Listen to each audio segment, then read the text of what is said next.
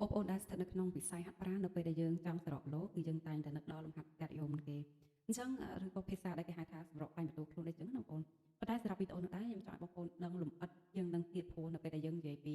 កាឌីយ៉ូរ៉ូម៉ាត់គឺវាមាន4 zone នោះដែលយើងមានគោលបំណង4 zone ហ្នឹងគឺមានគោលបំណងគឺខុសៗគ្នាតែម្ដងអញ្ចឹងថាយើងតែហាត់យើងកំពុងតែខ្លួនឯងហាត់កំពុងទៅនៅ zone មួយណាហើយទៅនឹងគោលបំណងរបស់យើងទេហើយនឹងរបៀបគណនាដើម្បីឲ្យការហាត់ប្រាណរបស់បងប្អូនគឺដល់គោលដៅផងដែរអញ្ចឹងដើម្បីកុំឲ្យខាតពេលវេលាយូរយើងចូលដល់ប្រធានបទរបស់យើងហ្មងទៅអញ្ចឹងទាក់ទងនឹងប្រភេទយើងមានលំហាត់កាឌីយ៉ូហ្នឹងយើងមាន4 zone បាទ zone 1គឺយើងគិតពី50ទៅ60%ដែលតួនាទីរបស់វាគឺកន្លែងហ្នឹងគឺជួយកម្ដៅសាច់ដុំក៏ដូចជាជួយឲ្យព័ន្ធឈាមរបស់យើងដំណើរការបានស្រួលផងដែរអញ្ចឹងបើសិនជាយើងអត់មានអីគណនាទេយើងអាចមើលសង្កេតមើលខ្លួនយើងបើសិនយើងហាត់ទៅយើងអាចនិយាយគ្នាបានយ៉ាងស្រួលអូខេបងប្អូននៅ zone 1នេះអញ្ចឹងនៅ zone 2គឺជាអ្វីដែលបងប្អូនចង់បានជាងគេគឺដំណាក់កាលហ្នឹងគឺអឺចង្វាក់បេះដូងគឺពី60ទៅ70%កន្លែងហ្នឹងគឺវាមានតួនាទីជួយឲ្យដុតជាតិខ្លាញ់ដែលហៅថាសម្រក់គីឡូកាត់ខ្លាញ់អញ្ចឹងណានៅដំណាក់កាល0 2នេះអញ្ចឹងយើងសង្កេតមកខ្លួនឯងគឺយើងហាត់បានឲ្យមិនថានិយាយបានឃ្លាខ្លីៗវារៀងពិបាកជាងមុនតិចតែឃ្លាខ្លីៗពីព្រោះ0 3គឺពី70ទៅ80%ចំណុចនេះគឺ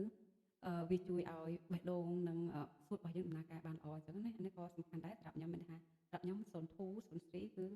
ខ្ញុំត្រូវតែធ្វើវាអញ្ចឹងណាបើយើងសង្កេតទៅមើលខ្លួនយើងគឺយើងពិបាកក្នុងការនិយាយមិនថានិយាយដែរនិយាយបែបទាំងហក់ហើយចំពោះដល់0 4គឺពី80ទៅ90%ហើយអញ្ចឹងតួនាទីរបស់វាគឺជួយបង្កើនល្បឿនសម្រាប់អ្នកដែលគាត់ហាត់ម៉ារ៉ាតុងឬក៏ហាត់ដែលមានហាត់វាគេមានគោលដៅឲ្យល្បឿនរៀងលឿនអញ្ចឹងណាឧទាហរណ៍គេរត់ម៉ារ៉ាតុងថាគេរត់10នាទីយកឧទាហរណ៍2គីឡូចិត្តធ្វើឲ្យបានលឿនអញ្ចឹងឲ្យធ្វើតែ5នាទីឬក៏ប្រហែលនាទីអញ្ចឹងគេចង់បានឲ្យល្បឿនហ្នឹងអញ្ចឹងគេហាត់នៅក្នុង0 4កន្លែងហ្នឹងគឺពិបាកគឺហាត់ឲ្យគឺនិយាយគ្នាការទេអូខេយើងដឹងពី zone ទាំង4ក៏ដូចជាអឺចង្វាក់បេះដូងដែលយើងត្រូវធ្វើពី50 60%យើងដឹងហើយតែដាក់អក្សរឲ្យបងប្អូនមើលអញ្ចឹងអ្វីដែលយើងត្រូវដឹងគឺយើងគណនាថាយើងគណនា50%ម៉ាន60%ម៉ានអញ្ចឹងអ្វីដែលបងប្អូនត្រូវដឹងគឺពាក្យកាត់របស់វាគឺខ្ញុំនឹងដាក់ឲ្យបងប្អូនមើលអញ្ចឹងណាHRH គឺមានន័យថា resting heart rate គឺមានន័យថាបេះដូងរបស់យើងនៅពេលសម្រាកអញ្ចឹងបេះដូងរបស់យើងសម្រាកប៉ុន្មានអញ្ចឹងពេលបងប្អូនជិះពីគេបងប្អូនបើសិនជាបងប្អូនជាពេទ្យឬក៏អីជាស្រួលទេយើងអាចយកដៃចាប់ជាតិចឬក៏យើងពេលដែលបោះស្ពាតឈាមក៏មានច្របាក់បេះដូងយើងនឹងដែរអញ្ចឹងចង់ដឹងថាច្របាក់បេះដូងរបស់យើងពេលដែលនៅស្ងៀមពេលដល់សម្រាកមានប៉ុន្មានអញ្ចឹងចន្លោះរបស់វាគឺពី60ទៅ100ចន្លោះហ្នឹងគឺល្អអញ្ចឹងណាអាហ្នឹងគឺទី1ហើយដែលពាក្យកាត់របស់វា RHR អញ្ចឹងបេះដូងពេលសម្រាកប៉ុន្មានមួយទៀតគឺ maximum heart rate ដែល MHR អញ្ចឹងកន្លែងនេះក៏សំខាន់ដែរចង់ដឹងថាបេះដូងរបស់យើងដែលខ្ពស់បំផុតប៉ុន្មានអញ្ចឹងកន្លែងនេះគឺយើងមាន2រូបមន្តសម្រាប់បងប្អូនដែលគាត់មានវ័យចាស់ទៅអញ្ចឹងគេប្រើរូបមន្តយក220ដក 0.7 គុណនឹងអាយុអាហ្នឹងប៉ុន្តែបើសិនយើងនៅវ័យកណ្ដាលឬក្មេងទេយើងប្រើរូបមន្តយើងយក220ដកអាយុរបស់យើងទៅឃើញហើយអញ្ចឹងដូចខ្ញុំថាខ្ញុំ220ដក38ទៅណានឹងឃើញheart rate របស់ខ្ញុំថា maximum heart rate របស់ខ្ញុំហើយអញ្ចឹងអ្វីដែលយើងត្រូវដឹងមួយទៀតគឺ HRR មានន័យថា heart rate reserve អានេះគឺជាតំបន់ស្តុកទុកការបេះដូងរបស់យើងបំរុងអញ្ចឹងHRR គឺយើងយកmaximum heart rate ហ្នឹងដកresting heart rate ទៅយើងនឹងឃើញចម្លើយរបស់វាថាប្រមាណហើយអូខេយើងមកដល់វគ្គប៉ុណ្ណឹងហើយយើងចាប់ផ្ដើមគណនាតែម្ដងឥឡូវនេះយើងចូលដល់ឧទាហរណ៍ផ្ទាល់តែម្ដងដោយយករូបខ្ញុំជាគំរូផ្ទាល់តែម្ដងអញ្ចឹងយើងដឹងពាក្យទាំង3នឹងអស់ហើយអញ្ចឹងយើងមកមើលHR របស់ខ្ញុំគឺខ្ញុំមាន76មានថាចង្វាក់បេះដូងរបស់ខ្ញុំពេលសម្រាប់76អញ្ចឹងហើយយើងមើល maximum heart rate របស់យើងគឺខ្ញុំយក220ដក38ចេញទៅគឺខ្ញុំស្មើនឹង182បន្ទាប់មកយើងទៀតយើងរកHRR ដែលយើងយក182នេះដក76ចេញមានន័យថាយកអាខ្ពស់បេះដូងដែលយើងខ្ពស់បំផុតហ្នឹងមកដកជាមួយនឹងអាបេះដូងរបស់យើងសម្រាប់ទ្វាប្រមាណអញ្ចឹង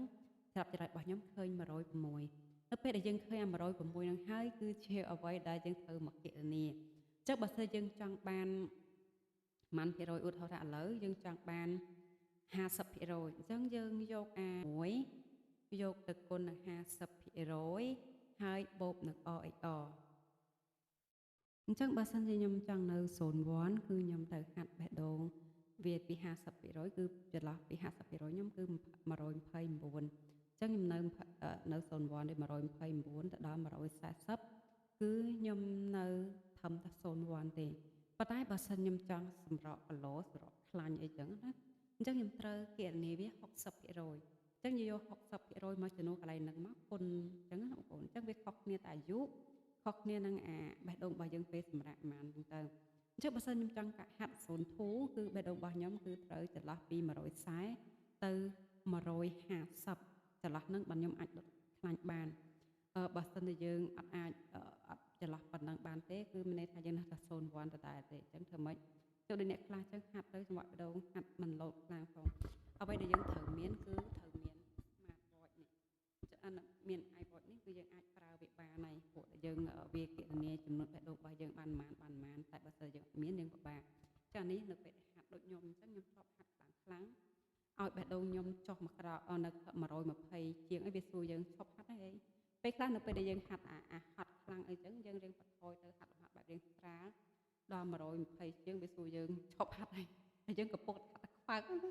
ចឹងមកថាមាន iWatch មួយគឺល្អមែនទែនដែលជួយយើងមែនទែនទាក់ទងទៅនឹងការសក់គីឡូចុះបើសិនថ្ងៃហ្នឹងខ្ញុំចង់ឲ្យបេះដូងរបស់ខ្ញុំដំណើរការល្អខ្ញុំហាត់ទៅ150ទៅ160ហ្នឹងខ្ញុំចូលចិត្តហាត់ដែរបងប្អូនគឺពេលដែលខ្ញុំដើរម៉ាស៊ីនឬក៏ខ្ញុំធាក់កង់ឬក៏ខ្ញុំបោកបាល់អីខ្ញុំឲ្យបេះដូងរបស់ខ្ញុំចន្លោះប៉ុណ្ណឹងប៉ុន្តែហាត់ខ្លាំងបងប្អូនឡើងប៉ុន្តែខ្ញុំអត់ដែរហាត់ដល់04គឺខ្ញុំអត់ដែរហាត់ដល់04យូរម្ដងតែពិបាកណាបងពិបាកខ្ញុំហាត់ធ្វើ04ខ្ញុំគឺធ្វើ161ទៅដល់171តែខ្ញុំបានធ្វើហាត់ធ្វើ162បងប្អូនអត់ដែរហាត់ដល់165ឬក៏170គឺអត់ដែរ